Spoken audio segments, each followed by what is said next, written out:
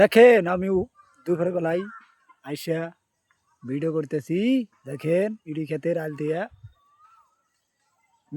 রে মন তুমি শুধু মন দেখো না আমার বুকের ভিতর, আমার মনে তোমার মাঝে আমি চেহার মধ্যে দাঁড়া থাকি রে বন্ধু।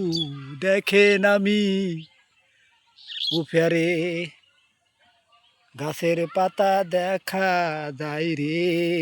ওহো বন্ধু, আমি এখন মাঝে মাঝে চলে যাব সবই ছেড়ে আমি।